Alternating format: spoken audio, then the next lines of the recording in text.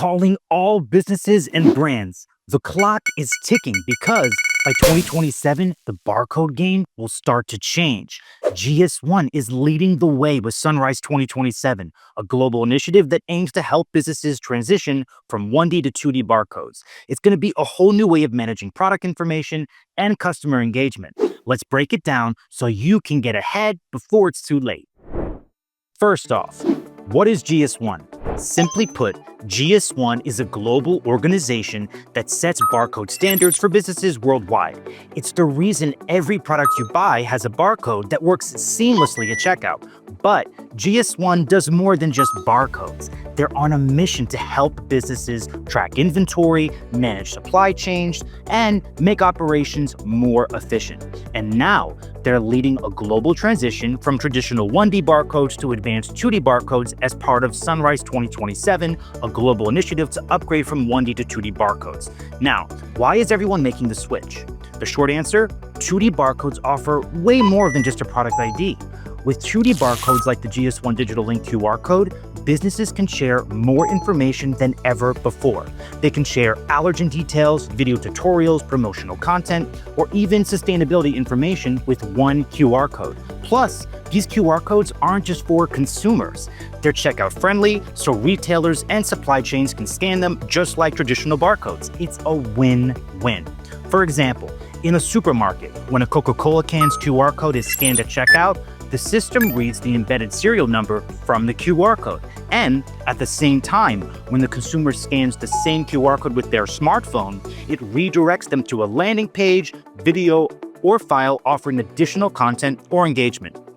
The beauty of the GS1 Digital Link QR code is that it adapts to different users. Retailers, distributors, and consumers all get relevant information from the same code without needing multiple barcodes or labels. This flexibility makes product packaging smarter, more interactive, and future-ready. To learn more about the transition, let's hear from Ned Mears of GS1 US, a subject matter expert on Sunrise 2027.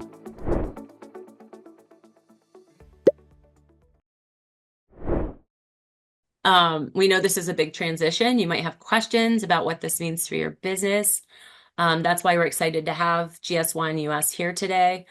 And they're going to help answer any questions you might have, provide expert insights straight from the source. So if there's anything you'd like to ask, go ahead and drop your questions in the chat, raise your hand. Let's make this an open conversation. And if we don't get any questions, we have some stock wins ready to go. Yeah, I'm looking forward to this. This is always my favorite part. All right. Do you see the chat? I do. I don't see anything in there yet.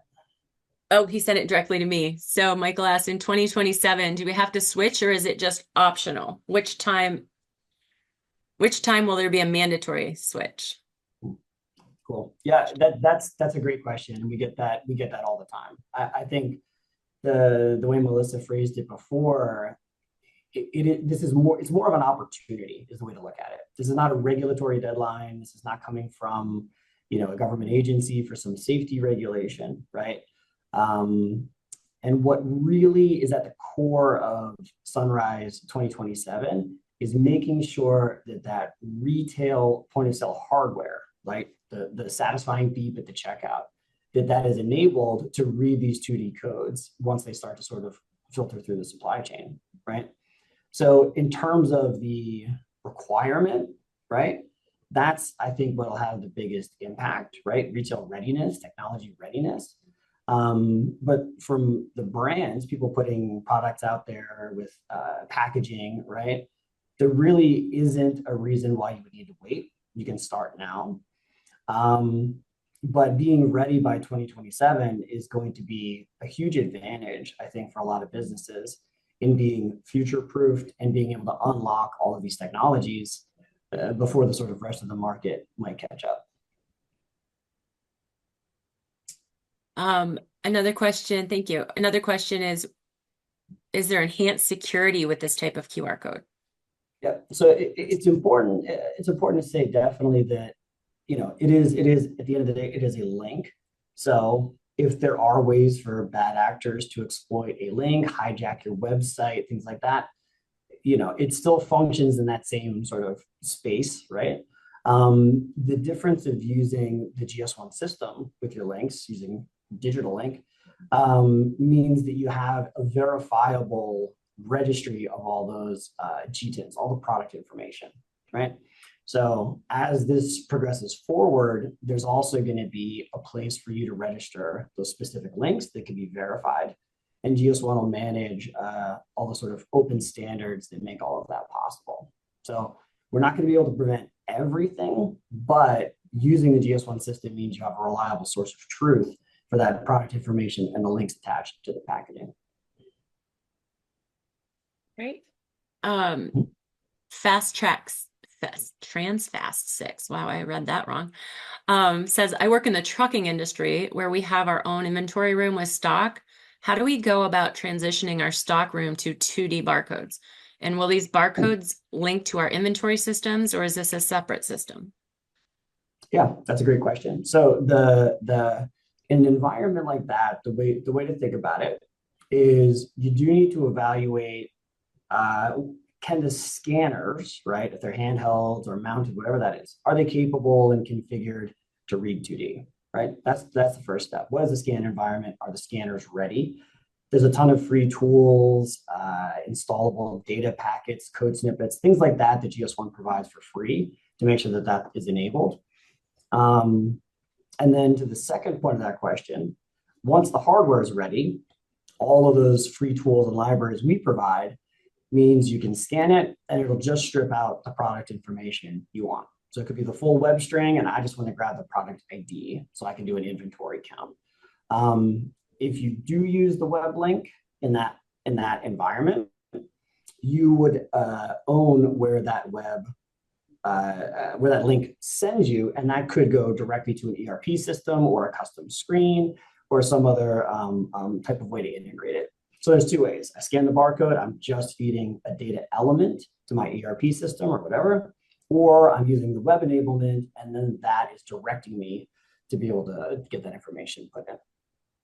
But it's a hardware, making sure that's ready, upgrading any labeling, case labeling, things like that with the 2D, and then exactly how you're going to pass the data. That's the process I would look at. So Michael actually had a clarifying question just to follow up. So there's no fading out of the barcode. It will probably still work in example 5 years. Yes. So that's exactly why we use the term sunrise 2027 instead of sunset, right? So you think about how complex and how many different pathways there are in the retail environment, how many just hot sauces there are on the shelf in any supermarket, right? Yep. It's about enabling 2D for all of those scanning applications. And there definitely will be a period of time for products where they might have to dual mark, right? So retailer A, B, and C, they are ready to go, no big deal. If you're selling through those channels exclusively, you'll be able to move just to 2D. But if you have a really broad variety of sales channels and retail partners, large ones, small ones, and a lot of mix in between, having both barcodes there might be the right choice. And the 1D barcode should be able to scan and read the exact same way that it always has. No one's turning that capability off, I guess, is the takeaway. Robert asks, is the iPhone capable of reading GS1 digital link today? Yeah. The nice thing is the smartphone functionality, that's fully baked. It works exactly the same way any QR code does with a smartphone.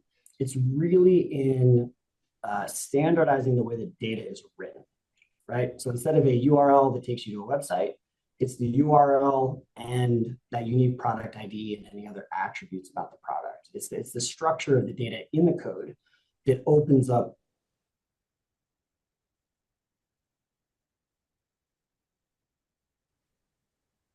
Oh, I think you froze. I hope it was you that froze and not me. Not quite sure. There's a quick little pause there on my end. I don't know. Tadisha asks, are the intentions of the brand, what items to include in the 2D barcode, and the requirements of retailers, what items they want in the 2D barcode, coordinated? So this another great question. So the best way to approach a question like this is where our guidance and where I think everyone should be aligned is including the GTIN, so the product ID, right? If you're only doing that, retailers that are, as soon as they give you the green light, they're ready to scan it, they will be enabled with the GTIN. And the same thing, brands should be putting at minimum the GTIN in there. Once it gets past that, right, this is where the conversation is more brand and retailer focused, right? So if you, for example, let's say you're selling a product with a quick expiry date, you know, food, fresh prepared sandwiches, dairy, eggs, something like that. If you want to put the expiration date in your digital link so that you can tell consumers it's close to that expiration date, right? You want their web experience to know that information, you can go for that. And maybe every retail partner you have isn't ready to capture expiration date. They'll literally just throw that data, let's say, on the floor and just use the GTIN to look up the price, right? But you can certainly expect at some point, retailers are going to start to ask for additional data, right? For food traceability and safety, they might say certain products we need the lot code now included, and we'll capture that at point of sale. And then we can feed recall data and take traceability past the point of sale down to the customer. Okay. So Krista had a few questions. The first one I'm going to answer out loud because this isn't the first question. First person to ask, is the presentation going to be available afterwards? And yes, we'll send the recording. So everyone who was here and who missed it today. She said she missed the first 9 minutes. How do you control who sees information? So the consumer, the vendor, etc. Like who sees what information? Yeah.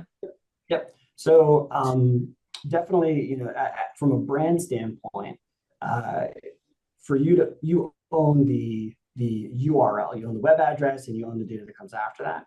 So whatever that directs the consumer to, you have complete control of that.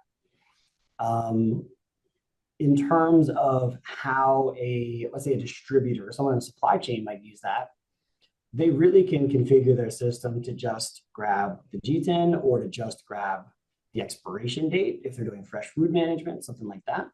But no one should be able to, let's say, corrupt the redirect of the web experience. That is something the brand is always going to own because they're dictating what the redirect is. But in terms of is a retailer going to capture my web address at point of sale and store that and then analyze against that data?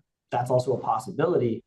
But I wouldn't say that anyone reading these barcodes is going to have the ability to completely corrupt, customize, or do malicious actions against the barcode based on the way the brand's written it. Hopefully that answers the question. She also asks, so for regulatory or regulated products like cannabis, tobacco, could you dictate different barcodes for different regulatory and another like for regulatory and another for marketing? Yeah, so it's an interesting conversation happening right now in healthcare, certainly. So we're talking about QR codes today. That's you know the focus of this with Digital Link. But for Sunrise 2027, there's 2 different barcode types and 2 different ways to write the data that are sort of in scope for this, right? So using healthcare as that example, the regulation states they have to use a data matrix barcode, not a QR. It's another form of 2D barcode that contains the GTIN, the lot, expiration, and serial number. That's what the FDA requires for pharmaceutical traceability, for example.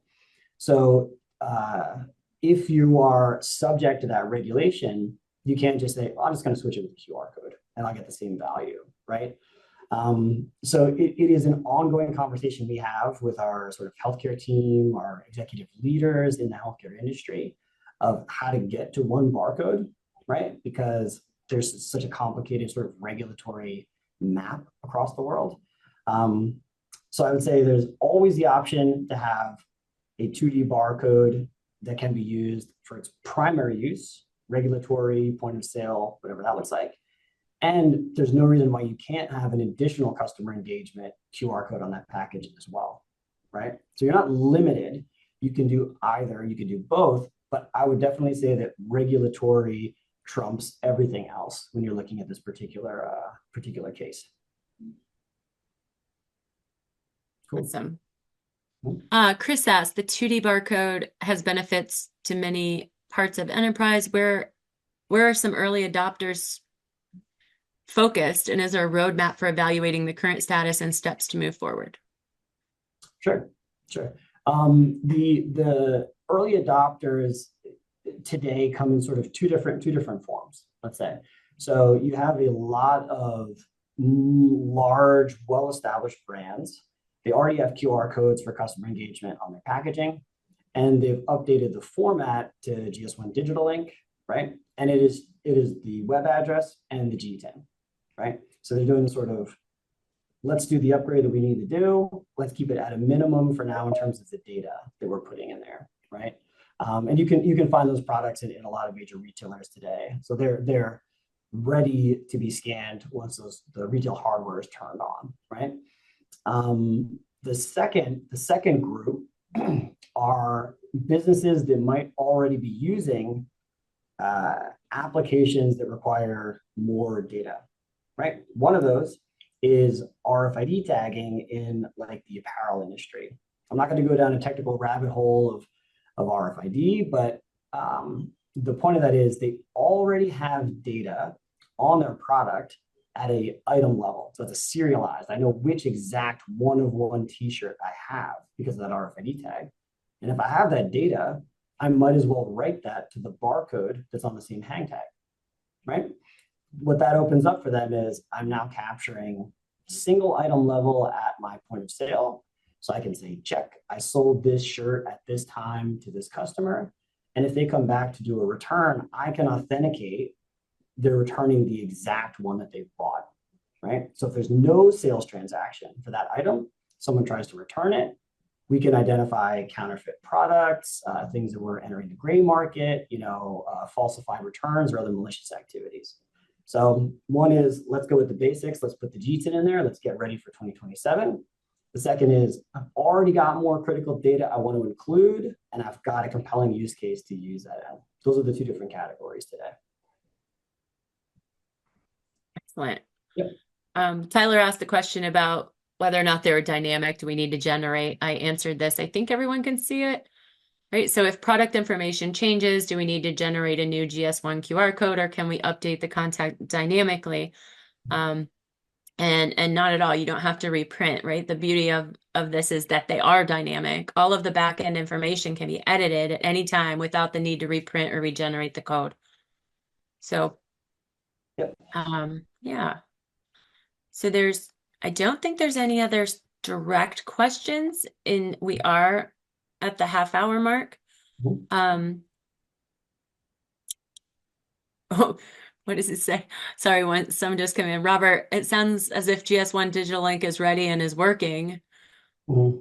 Why do we need to wait till 2027? You don't. Exactly. Yep. You don't have to wait. Yeah. 2027 is a milestone. In order to sort of say, let's keep this retail landscape accountable, I guess. Let's give them a deadline, right? Where we can start to do other things. But yeah, there is no reason to wait for 2027. This can all be done today. It's all fully baked, the technology and the standards. So we do have some additional slides we can go over with some frequently asked questions. I don't know. What do you think, Ned? Where should we go from here? Yeah. No, I think that's a great idea. All right, let's go ahead. So this is a common one. What is the most ideal step for businesses between now and 2027? Yeah, so there's the way that I like to position this, right, is if your business has a point of sale system, right, you own a retail environment, you have scanners, and you're going to ingest and access that information. There's one set of things you can do to prepare. If you are a brand owner, you're making package products in market, you need to make those barcodes, you need to start labeling and so on. There's a slightly different set of things that you might want to do. For anybody managing a point of sale system in retail, the most important first steps are understanding what type of equipment you have out there in the field, right? What is the infrastructure, and whether or not your scanners and hardware systems are capable of reading 2D codes, right? And then what is it going to take to upgrade those to read this new version with GS1 Digital Ink? Again, plenty of free tools, all of the hardware solution providers and those companies, we talk to them all the time, the same way we do with brands and retailers. They know what to do. It's just a matter of sort of turning on the configuration. So that'd be the first step. What's the hardware out in the field? Do I know what I can do today? And what's the step between where I am right now and where I need to be, right? For the brands, it really is a matter of making sure you've got the right team put together and you know, where am I currently getting my barcodes from? Who's responsible for issuing the numbers, putting them on the packaging? What is the QA and testing process for that? And then checking the feasibility to just change the data in an existing QR code already on the package, right? It's really kind of as simple as that. There's already a QR code on pack, changing the way the data is formatted to include the GTIN in the digital ink way. And then getting into testing. So the best way to know for sure, did I do my part right as a brand, putting a barcode out there? Did I do my part right as a retailer that's going to read that? Is to partner up and do some testing, do piloting, small scale, large scale, whatever it is. And you can always reach out to GS1 if you need guidance from either side or help managing what that pilot or those test cases might look like. So Sebastian asked, do retailers need to modify all their reading technologies to read the from reading one-dimensional to 2D codes? Mm-hmm. In most cases, it is as simple as a firmware upgrade. Yeah, so the hardware in the field can read 2D codes. Most retailers turn it off just so they don't scan something by mistake. They don't grab a QR code they don't want to. But we've developed a whole bunch of tools, as I said, to change the different modes, read in different configurations, give them access to understand all the data they might get. So hardware is generally ready. It's a matter of the business making the priority to just do a firmware upgrade and turn that capability on. That's what is going to be required in most cases. Nice. Mm-hmm. How can GS1 QR codes enhance brand storytelling and customer engagement? Yep. This is another great question. I think again, the QR code is that digital physical bridge, right? It's how you get a consumer from the physical handling of your product to the digital experience that you want to serve them, right? So obviously you can use these to share compelling stories about the product's journey, its life cycle, brand engagement, specific messaging, looking behind the scenes, seeing the production processes, traceability, all of those types of things. But if you think about, again, you've got a GTIN that can send your consumer to anything about that product. If you had a GTIN and then a lot code, that's a smaller group of products, and you might want to send your customer to a unique experience based on that information.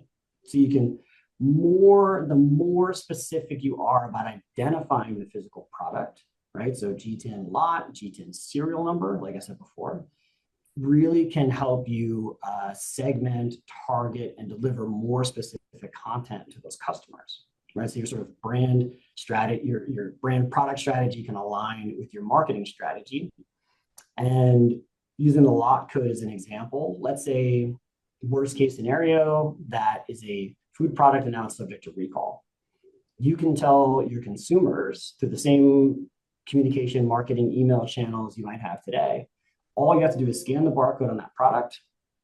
Your phone is going to know the lot code, and it is going to tell you, is this safe, or should I be worried that this is subject to recall? So again, building better brand trust and relationships by communicating critical things like safety of the product is also possible. Krista asked if there's a visual difference between one-dimensional and two-dimensional codes. Yeah. I think one of the previous slides had the sort of head-to-head up there. Yeah. It really is. 1D means you just have those stripes, those vertical stripes, those bars that communicate data back to the reader. And in 2D, obviously, that's it's a bunch of squares, in a sort of square or rectangular sort of. Oh, she says between a one-dimensional QR code versus a two-dimensional code. So I would say all QR codes are two-dimensional. Yeah. Yep. Yeah. The one-dimensional is the barcode itself, the standard. The linear. Yeah. Yeah. The barcode. Those are the ones. Yep.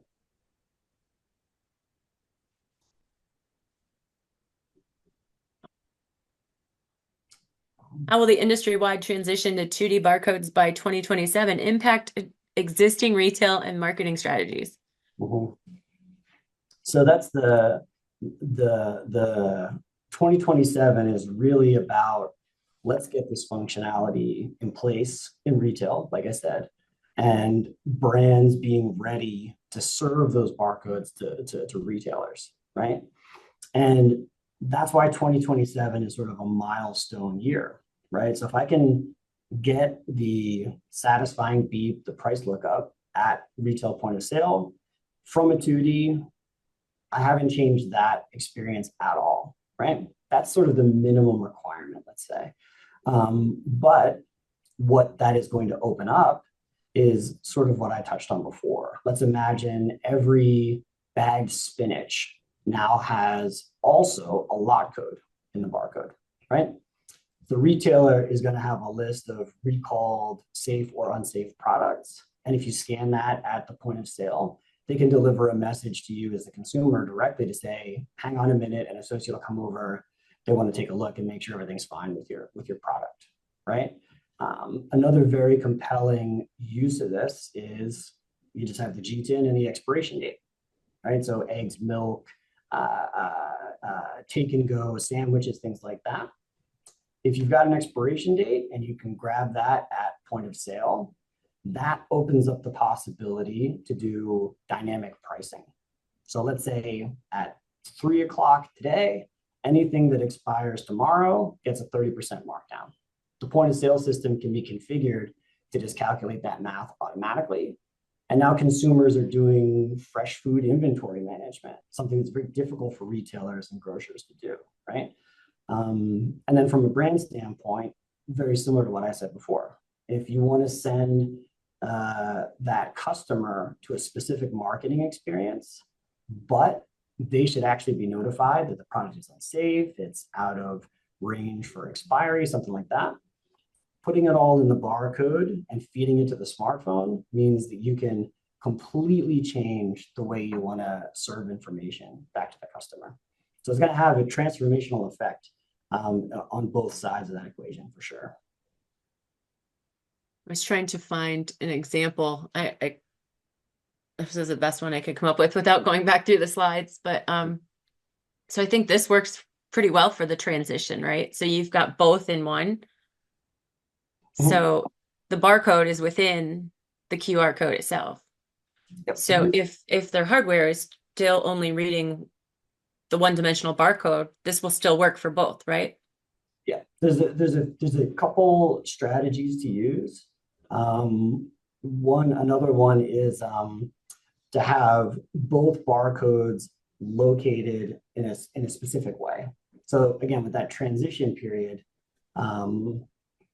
it may be that having both on there just to be completely safe, the full UPC, the full QR code is the best way to go, right? Yeah. Just to make sure all the scanning hardware is configured if it's only going to read the 1D or it's only going to read the 2D, right? But yeah, there's a variety of different strategies. We have a guidance available from GS1 on all of those as well. We hope this video gave you some valuable insights into the upcoming Sunrise 2027 transition. If you're ready to get ahead and make the most of GS1 Digital Link QR codes, check out the links in the description for more resources. And hey, don't forget to hit that like button and subscribe for more tips on how to future-proof your business. See you in the next video.